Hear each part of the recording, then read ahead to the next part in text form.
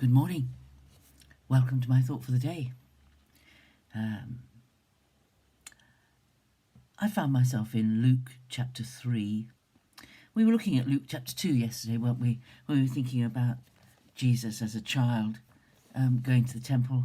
And then the narrative jumps forward to the beginning of the ministry of John the Baptist. And there were just two thoughts that popped into my head this morning as I was thinking about this. And the first is in Luke 3:1. It's quite specific here about when this all happened. Often we jump verses that have lots of names in it, but this verse says, in the 15th year of the reign of Tiberius Caesar, Pontius Pilate being governor of Judea, and Herod being tetrarch of Galilee, and his brother Philip, tetrarch of the region of Iturea and Trachonius, and Lysanias, tetrarch of Abilene, in the high priesthood of Annas and Caiaphas, the word of the Lord came to John, the son of Zechariah, in the wilderness. That's a mouthful, isn't it? But actually, it's very, very specific. And this is a reminder that actually, like it or not, there's absolutely no historical doubt when these things happened. Jesus is very, very well founded in history. You can look at the history of the Roman Empire and you can identify which year was the 15th year of the reign of Caesar Tiberius, or Tiberius Caesar. And there are records that show when Pontius Pilate became governor of Judea and when Herod was tetrarch. Tetrarch was an official term, title or position in the governance of places under the Romans. And this is so specific, even to the fact that this was one of those weird periods of times when there were two people occupying the role of high priest, Annas and Caiaphas. That was quite a rare occurrence. And so the scriptures are very specific. If you've ever had a doubt, if you ever sat with somebody who said, well, I think it's all pie in the sky, I don't think it actually ever happened, I think it was all, it's all conjecture and it's all a wonderful fairy story and there's no evidence for the reality of Jesus in time. But that is, I'm afraid, completely false, or I'm glad, completely false. It is a historical fact, quite bizarrely, that there is more historical archaeological evidence of the life and times of Jesus than there is that Julius Caesar, ever came to Britain. And that shocks people, but it is a historical truth. And there's nobody who ever teaches history who doubts that Julius Caesar came to Britain during the century before Jesus was born.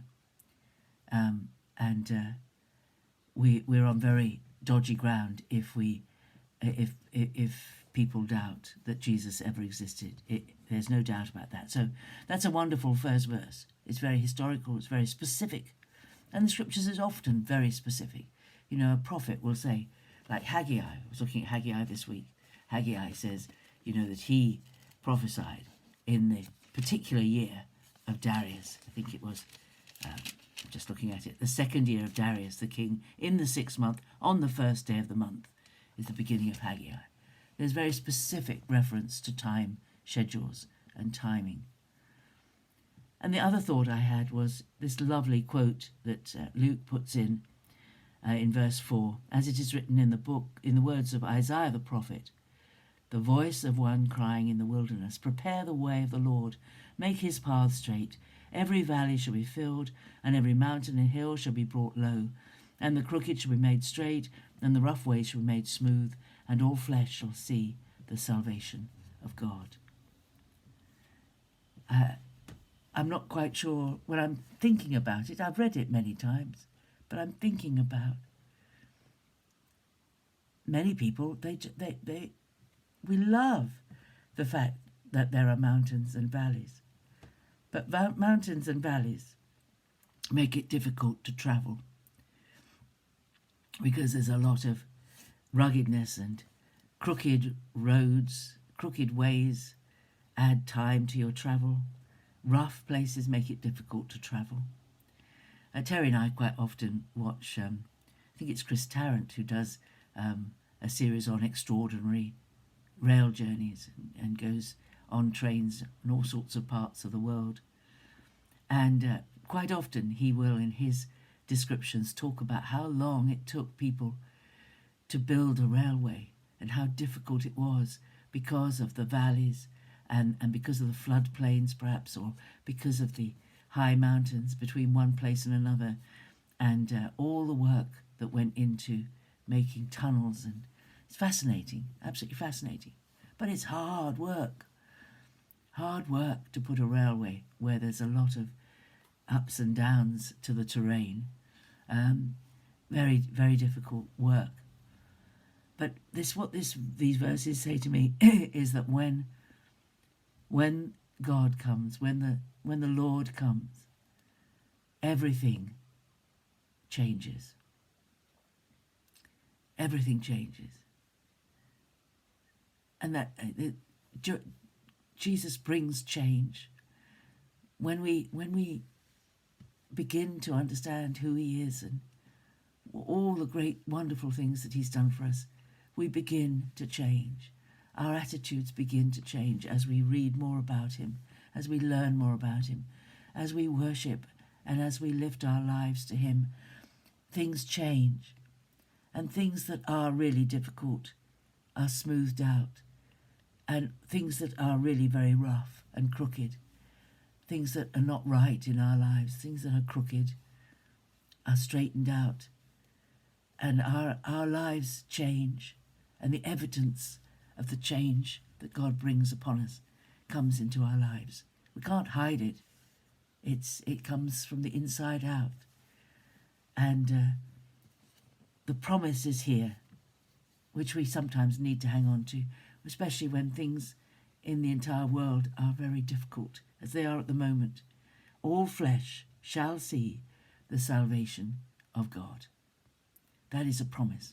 That hasn't happened yet. There will come the day when that will be absolutely true, that everyone, all flesh, everyone, will see the salvation of God. Whether they want it or not, they will see it. And those who have despised it will despair that they haven't turned to God for salvation. They will realize that they haven't made use of the opportunities that have come to them. And John's first cry to them was, repent, change, because you're on the crooked road. You're on the road to destruction. You're on the rough way that needs to be made smooth. You need to change. You're going to have God in your life. You have to change. And that's the message for today. If we want God in our lives, we have to be prepared to change, and then to actually put into effect changes that he brings into our lives.